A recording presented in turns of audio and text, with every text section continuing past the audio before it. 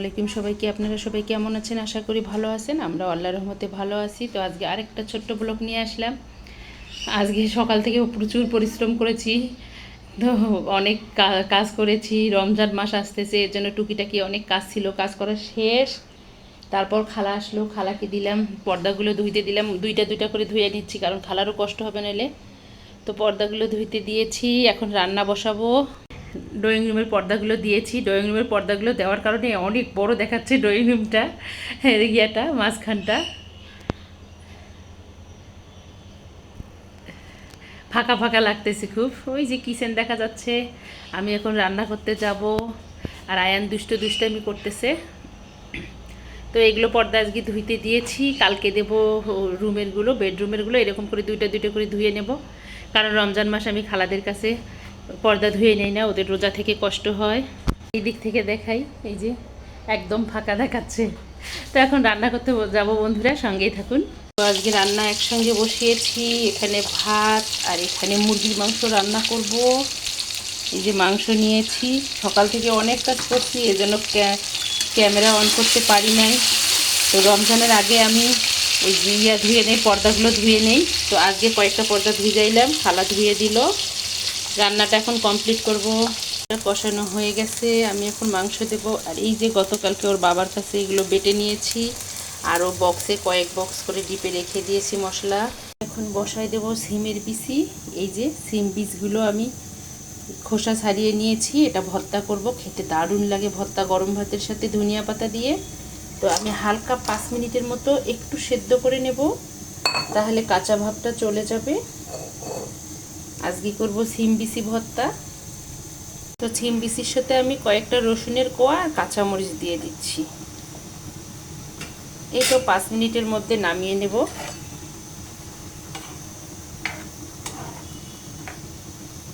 সিমতে এই যে সেদ্ধ হয়ে গেছে, আমি এখন দিয়েছি এখানে পেঁয়াজ, দিয়ে দেব সরিষার তেল।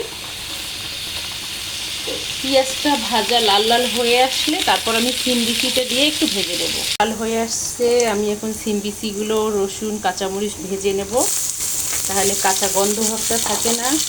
আর গতকালকের মাছ ছিল, ওটা দিয়ে আয়ানকে খাইয়ে দিয়েছি। আয়ান টিভি দেখতেছে। আল্লাহ রহমতে কালকে থেকে ওকে স্কুলে নেব ভাবছি।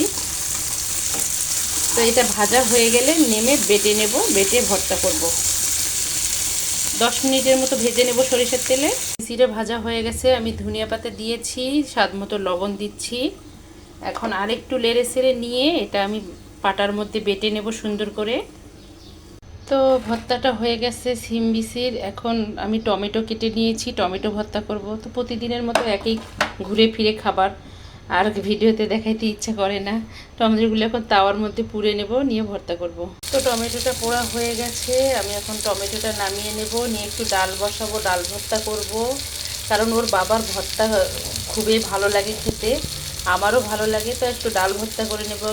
তো এখানে কাঁচামরিচ আর ডাল সেদ্ধ করতে বসাই দিয়েছি, ডালটা সেদ্ধ হয়ে গেলে ভর্তা করে নেব। এটা হয়ে গেল। আর যেদিন আমার খুব কাজ থাকে বন্ধুরা, সেদিন আমি উল্টাপাল্টা রান্না করি সব। তো এগুলো ওর বাবা পছন্দ করে, এগুলো করে রাখলাম একবারে রাতের পর্যন্ত করে রাখি, কারণ আমাদের এখানে গ্যাস থাকে না, দুপুরবেলায় গ্যাস আসে। তো এই জন্য একবারে একটু বেশি করে রান্না করে রাখি, আমরা দুপুরে খাই, বাকিটা রাতে খাই। তো এখন বাচ্চাদেরকে খেতে দেব। কমপ্লিট করলাম, এখন আমরা খাবো। এই তো প্রতিদিনের মতো যা খাই আপনাদের সঙ্গে শেয়ার করতেছি। সাদা ভাত, এই যে মুরগির মাংস, আর এখানে টমেটো ভর্তা, এইটা হলো সিম বিচি ভর্তা, আর এটা হলো ডাল ভর্তা। তো আজকে আমাদের ভর্তা ডে, কাজ অনেক আছে, এজন্য এগুলোই করছি, এগুলোই খাবো। আর এই যে ওর বাবা মশলাটা যে বেটে দিছে, বাটা মশলার, এই যে এটা হলো তরকারি। আমার তরকারিতে কালার আসে না, কিন্তু টেস্ট হয় অনেক। তো এখন আমরা খেয়ে নেবো বন্ধুরা, খেয়ে আবারও আসতেছি, সঙ্গেই থাকুন। খাওয়া দাওয়া শেষ করলাম, খেয়ে প্রতিদিনের মতো রেস্ট নিলাম। আয়ানকে ঘুমাতে বলতেছি, দুষ্ট ঘুমায় না। এখানে ডিম বসিয়েছি, এখন ডিমের চপ বানাবো, চা খাবো বিকালে। এগুলো এই যে সেদ্ধ হয়ে গেছে বন্ধুরা, কেটে নিয়েছি। আর এখানে নিয়েছি গরম মশলার গুঁড়া, বেসন, একটা ডিম, হলুদের গুঁড়া, লবণ, আর নিয়েছি লাল মরিচের গুঁড়া। তো এর আগেও দেখিয়েছি, এজন্য দেখাচ্ছি না, কারণ অর্ণা আর আয়ান আবার ফাজলামি শুরু করছে, ডিম খেতে চাচ্ছে না। তো এজন্য ওদেরকে চপ বানিয়ে দেবো। চপটা বানিয়ে দিলে মুহূর্তের মধ্যে শেষ করে ফেলবে। তো এটাকে আমি একটা তৈরি করে নিয়ে চপটা ভেজে নেব। তো হয়ে গেছে, আমি এখন ডিমটা চুবিয়ে ভেজে দেবো। এভাবে ভেজে দিলে ওরা দুই ভাই বোন মজা করে খায়, ওর বাবারও পছন্দ। বিসমিল্লাহ। এমনিতে ডিম খাবে না ওর না, কালকে ডিম দিয়েছি লুকায় লুকায় ময়লা ঝুড়িতে দিয়েছে, এভাবে আবার অসুস্থ হয়ে পড়বে সে। তো এভাবে সবগুলো ভেজে নেব। তো এভাবে ডিমের চপগুলো ভেজে নিচ্ছি। তো ডিম ফ্রাই করে নেওয়া শেষ, এখন আমি ফ্রেঞ্চ ফ্রাই বানিয়ে নিচ্ছি। এটা অর্ণার আর আয়ানের খুব পছন্দের, তো ভাবলাম চা দেওয়া এগুলো দিই, ওরা এগুলোই খাক। আর একটা কথা হইলো, এখন আমার কাছে কি মনে হয় জানেন, ব্যাংকের লোন পাওয়া সহজ, কিন্তু একটা লাইক আর একটা সাপোর্ট পাওয়া অনেক কষ্টসাধ্য, এরকম হয়ে গেছে। তো আমি আমার সব বন্ধুদেরকে, যত বন্ধুদের ভিডিও দেখি সবাই লাইক দেই ভিডিওতে। হয়তো বা আমার ভিডিও কারো ভালো লাগে না, এই জন্য লাইক দেয় না।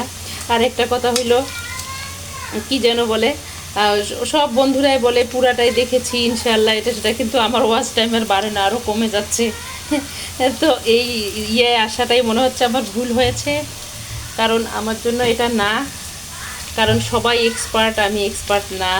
তো আমার দৈনন্দিন জীবনে যা যা করি তাই আপনাদের সঙ্গে শেয়ার করি বন্ধুরা। যদি ভালো লাগে ভিডিওটা দেখতে দেখতে, তাহলে আমার চ্যানেলটাকে সাবস্ক্রাইব করবেন, লাইক শেয়ার কমেন্ট করবেন, অর্ণাস মমির সঙ্গে থাকবেন। তো এগুলো ফ্রাই হয়ে যাচ্ছে, এখন ওদেরকে চা খেতে দেবো। তো এই তো বন্ধুরা, আমাদের বিকেলের নাস্তা রেডি, ফ্রেঞ্চ ফ্রাই আয়ানের পছন্দের, আর আয়ানের পছন্দের ডিমের চপ। তো এখন আমরা এটা খাবো, সাথে চা। ওর বাবা এখন অফিস থেকে আসে নাই, আরও দেরি আছে, তো আমরা খেয়ে ফেলবো চা, আর ওর বাবা আসলে তারপর খাবে। তো তারপর আয়ানকে একটু ধরে বসবো, লেখাপড়া করাবো, কারণ 23 তারিখ থেকে ওর পরীক্ষা শুরু। তো আজকে এই পর্যন্ত, আল্লাহ হাফেজ, আসসালামু আলাইকুম।